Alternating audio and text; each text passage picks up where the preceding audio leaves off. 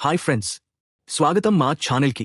మీరు ఈ వీడియో చూస్తున్నారంటే ఆంధ్రప్రదేశ్ రాజకీయాలు, వివాదాస్పద సంఘటనలు లేదా రాజకీయ నాయకుల జీవితంలోని ఆసక్తికరమైన అంశాలపై మీకు ఆసక్తి ఉందని అర్థం. నీవు నీ హాట్ కాఫీ తీసుకుని సోఫాలో కూర్చున్నావా? అయితే రెడీగా ఉండు, ఎందుకంటే ఈరోజు మనం మాట్లాడబోతున్నది ఆంధ్రప్రదేశ్ రాజకీయ చరిత్రలో ఒక సంచలనాత్మక అంశం గురించి. నారా చంద్రబాబు నాయుడు గారి రాజకీయ జీవితంలోని వివాదాస్పద క్యాష్ ఫర్వర్డ్ కుంభకోణం గురించి. ఈ కుంభకోణం ఎందుకు ఇంత పెద్ద సంచలనం సృష్టించింది? దీని వెనుక ఏం జరిగింది? చంద్రబాబు గారి ఇమేజ్పై దీని ప్రభావమేమిటి అని ఈ వీడియోలో వివరంగా తెలుసుకుందాం. So let's dive in. మనం మాట్లాడబోతున్న ఈ స్టోరీ 2015 సంవత్సరంలో జరిగిన ఒక స్టింగ్ ఆపరేషన్తో మొదలవుతుంది. ఈ సంఘటన తెలుగు రాజకీయాలలో ఒక భూకంపంలా సంచలనం సృష్టించింది. అదే క్యాష్ ఫర్వర్డ్ స్కాండల్. ఈ స్కాండల్లో చంద్రబాబు గారి పేరు ఎలా వచ్చింది? ఆడియో టేప్లో మనవాళ్లతో మాట్లాడే అనే మాటలు ఎవరు చెప్పారు? ఈ ఆరోపణల వెనుక నిజమేమిటి అన్నీ ఒక్కొక్కటిగా చూద్దాం. నారా చంద్రబాబు నాయుడు ఒక పరిచయం. మనం కథలోకి వెళ్లే ముందు నారా చంద్రబాబు నాయుడు గారి గురించి కొంచెం తెలుసుకుందాం. చంద్రబాబు గారు ఆంధ్రప్రదేశ్ రాజకీయాలలో ఒక దిగ్గజ నాయకుడు. తెలుగుదేశం పార్టీ అధ్యక్షుడిగా, ఆంధ్రప్రదేశ్ ముఖ్యమంత్రిగా ఆయన రాజకీయ జీవితం అనేక ఒడిదొడుకులతో నిండి ఉంది. ఆయన రాజకీయ జీవితం 1980లలో మొదలైంది. అప్పటినుంచి ఆయన రాష్ట్ర రాజకీయాలలో కీలక పాత్ర పోషిస్తున్నారు. చంద్రబాబు గారు తన రాజకీయ జీవితంలో ఎన్నో విజయాలు సాధించారు. హైదరాబాద్ని ఐటీ హబ్గా మార్చడం, ఆంధ్రప్రదేశ్లో అనేక అభివృద్ధి ప్రాజెక్టులు తీసుకురావడం వంటి ఘనతలు ఆయన సొంతం. కాని ఆయన రాజకీయ జీవితంలో వివాదాలు కూడా తక్కువేమీ కాదు. అందులో ఒకటే ఈ క్యాష్ ఫర్వర్డ్ కుంభకోణం. ఈ సంఘటన చంద్రబాబు గారి రాజకీయ ఇమేజ్పై ఎలాంటి ప్రభావం చూపిందో ఇప్పుడు చూద్దాం. క్యాష్ ఫర్వర్డ్ కుంభకోణం నేపథ్యం 2015 సంవత్సరం. ఆంధ్రప్రదేశ్, తెలంగాణ రాష్ట్రాలు విడిపోయి ఒక సంవత్సరం కూడా కాలేదు. రెండు రాష్ట్రాల రాజకీయాలు ఇంకా స్థిరంగా లేవు. ఈ సమయంలో తెలంగాణ ఎమ్మెల్సీ ఎన్నికలు జరుగుతున్నాయి. ఈ ఎన్నికలలో తెలుగుదేశం పార్టీ తమ అభ్యర్థులను గెలిపించుకోవడానికి అనేక వ్యూహాలు రచిస్తోంది. అయితే ఈ ఎన్నికల సమయంలో ఒక సంచలనాత్మక సంఘటన బయటపడింది. అదే క్యాష్ ఫర్వర్డ్ స్కాండల్. ఈ కుంభకోణం ఒక స్టింగ్ ఆపరేషన్ ద్వారా బయటపడింది. ఒక ఎమ్మెల్యే, నామినేటెడ్ ఎమ్మెల్యే ఎల్విస్ స్టీఫెన్సన్ని తెలుగుదేశం పార్టీ నాయకులు లంచం ఇచ్చి కొనుగోలు చేయడానికి ప్రయత్నించారని ఆరోపణలు వచ్చాయి. ఈ స్టింగ్ ఆపరేషన్లో టీడీపీ నాయకులు ఎల్విస్ స్టీఫెన్సన్కి డబ్బులు ఆఫర్ చేస్తున్న దృశ్యాలు రికార్డ్ అయ్యాయి. ఈ వీడియో బయటకు రాగానే రాజకీయ వర్గాల్లో సంచలనం సృష్టించింది. అయితే ఈ స్టింగ్ ఆపరేషన్లో అసలు ట్విస్ట్ ఏమిటంటే ఒక ఆడియో టేప్. ఈ ఆడియో టేప్లో చంద్రబాబు గారి వాయిస్ ఉందని ఆరోపణలు వచ్చాయి. ఆ టేప్లో మనవాళ్లతో మాట్లాడే అనే మాటలు ఉన్నాయని, అది చంద్రబాబు గారి వాయిస్ అని చెప్పబడింది. ఈ ఆడియో టేప్ బయటకు రాగానే రాజకీయ వర్గాల్లో ఒక్కసారిగా గందరగోళం మొదలైంది. ఆడియో టేప్ వివాదం. ఈ ఆడియో టేప్ గురించి మాట్లాడుకుంటే ఇది క్యాష్ ఫర్వర్డ్ కుంభకోణంలో అతి ముఖ్యమైన భాగం. ఈ టేప్లో చంద్రబాబు గారు ఎల్విస్ స్టీఫెన్సన్తో ఫోన్లో మాట్లాడినట్లు ఆరోపణలు వచ్చాయి. ఆ టేప్లోని సంభాషణ రాజకీయ లావాదేవీల గురించి ఉందని, చంద్రబాబు గారు ఈ లంచం ఇవ్వడంలో ప్రత్యక్షంగా లేదా పరోక్షంగా భాగమున్నారని ఆరోపించబడింది.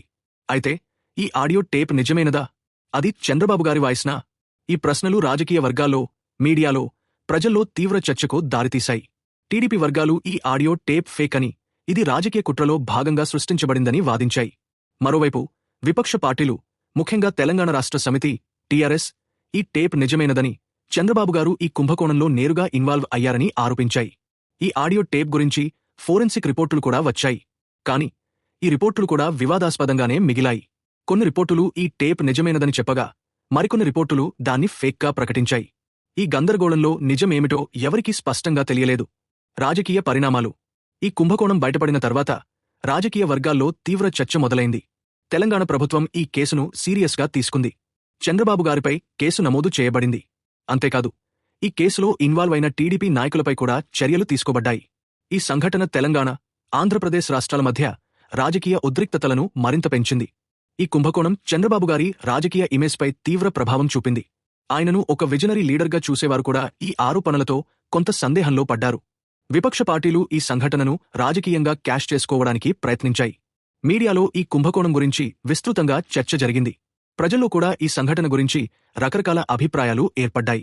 అయితే చంద్రబాబు గారు ఈ ఆరోపణలను తీవ్రంగా ఖండించారు. ఈ కుంభకోణం తనను రాజకీయంగా దెబ్బతీయడానికి ప్రత్యర్థులు రచించిన కుట్ర అని ఆయన వాదించారు. టీడీపీ వర్గాలు కూడా ఈ వాదనను సమర్థించాయి. కాని ఈ వివాదం చంద్రబాబు గారి రాజకీయ జీవితంలో ఒక చీకటి మచ్చగా మిగిలిపోయింది. చట్టపరమైన పోరాటం. ఈ కుంభకోణం తర్వాత చట్టపరమైన పోరాటం మొదలైంది. చంద్రబాబు గారిపై కేసు నమోదైనప్పటికీ ఈ కేసు చట్టపరమైన గందరగోళంలో చిక్కుకుంది. ఆడియో టేప్ ఆధారంగా చంద్రబాబు గారిని నేరస్థుడిగా నిర్ధారించడం సాధ్యం కాలేదు. కోర్టులో ఈ కేసు సంవత్సరాల పాటు కొనసాగింది. అయితే ఈ కేసులో చంద్రబాబు గారికి ఎలాంటి శిక్ష పడలేదు. ఈ కేసు చట్టపరమైన గందరగోళంలో చిక్కుకోవడంతో ఈ కుంభకోణం గురించి ప్రజల దృష్టి క్రమంగా తగ్గిపోయింది. కాని ఈ సంఘటన చంద్రబాబు గారి రాజకీయ జీవితంలో ఒక ముఖ్యమైన అధ్యాయంగా మిగిలిపోయింది. ప్రజల అభిప్రాయం. ఈ కుంభకోణం గురించి ప్రజల్లో రకరకాల అభిప్రాయాలు ఏర్పడ్డాయి. కొందరు చంద్రబాబు గారిని ఈ కుంభకోణంలో నేరస్థుడిగా చూశారు. మరికొందరు ఈ సంఘటనను రాజకీయ కుట్రగా భావించారు. చంద్రబాబు గారి అభిమానులు ఆయనను సమర్థించారు. విపక్ష పార్టీల అభిమానులు ఈ సంఘటనను ఆయనపై దాడి చేయడానికి ఉపయోగించారు. సోషల్ మీడియాలో కూడా ఈ కుంభకోణం గురించి విస్తృతంగా చర్చ జరిగింది. ట్విట్టర్, ఫేస్బుక్, యూట్యూబ్ వంటి ప్లాట్ఫామ్లలో ఈ సంఘటన గురించి అనేక వీడియోలు, పోస్టులు వైరల్ అయ్యాయి. ఈ సంఘటన రాజకీయ నాయకులు, మీడియా, ప్రజల మధ్య ఒక తీవ్రమైన చర్చకు దారితీసింది. చంద్రబాబు గారి రాజకీయ ఇమేజ్పై ప్రభావం. ఈ కుంభకోణం చంద్రబాబు గారి రాజకీయ ఇమేజ్పై గణనీయమైన ప్రభావం చూపింది. ఆయనను ఒక విజనరీ లీడర్గా, ఐటీ రంగంలో ఆంధ్రప్రదేశ్ని అగ్రగామిగా నిలబెట్టిన నాయకుడిగా చూసేవారు ఈ ఆరోపణలతో కొంత నిరాశకు గురయ్యారు. అయితే ఆయన అభిమానులు ఈ ఆరోపణలను రాజకీయ కుట్రగా భావించి ఆయనకు మద్దతు ఇచ్చారు. ఈ సంఘటన తర్వాత కూడా చంద్రబాబు గారు తమ రాజకీయ జీవితంలో ఎన్నో విజయాలు సాధించారు. 2015 తర్వాత కూడా ఆయన ఆంధ్రప్రదేశ్ ముఖ్యమంత్రిగా కొనసాగారు. అయితే ఈ కుంభకోణం ఆయన రాజకీయ జీవితంలో ఒక చీకటి మచ్చగా మిగిలిపోయింది. నీతి పాఠం. ఈ కుంభకోణం మనకు ఒక ముఖ్యమైన నీతి పాఠాన్ని బోధిస్తుంది. రాజకీయాలు ఎంత గందరగోళంగా ఉంటాయో, అందులో నిజం, అబద్ధం గుర్తించడం ఎంత కష్టమో ఈ సంఘటన మనకు చెబుతుంది. రాజకీయ నాయకులు తమ ఇమేజ్ని కాపాడుకోవడం ఎంత ముఖ్యమో, అదే సమయంలో ప్రజలకు నిజం తెలియాలనే ఆసక్తి ఎంత ఎక్కువగా ఉంటుందో ఈ సంఘటన మనకు చూపిస్తుంది. ఓట్రో. ఫ్రెండ్స్, ఇది నారా చంద్రబాబు నాయుడు గారి రాజకీయ జీవితంలోని క్యాష్ఫర్వర్డ్ కుంభకోణం గురించిన కథ. ఈ సంఘటన గురించి మీ అభిప్రాయమేమిటి? ఈ ఆడియో టేప్ నిజమేనదని మీరు భావిస్తారా? లేదా ఇది రాజకీయ కుట్ర అని అనుకుంటారా? కామెంట్స్లో మీ అభిప్రాయాలను తప్పక తెలియజేయండి. మీకు ఈ వీడియో నచ్చినట్లయితే లైక్ చేయండి, షేర్ చేయండి, మా ఛానల్ని సబ్స్క్రైబ్ చేయండి. బెల్ ఐకాన్ని క్లిక్ చేయడం మర్చిపోవద్దు. తద్వారా మా కొత్త వీడియోల నోటిఫికేషన్స్ మీకు వస్తాయి. ఇలాంటి ఆసక్తికరమైన వీడియోల కోసం మా ఛానల్ని ఫాలో చేయండి. నీవు నీ కాఫీ కప్పు ఖాళీ అయిందా?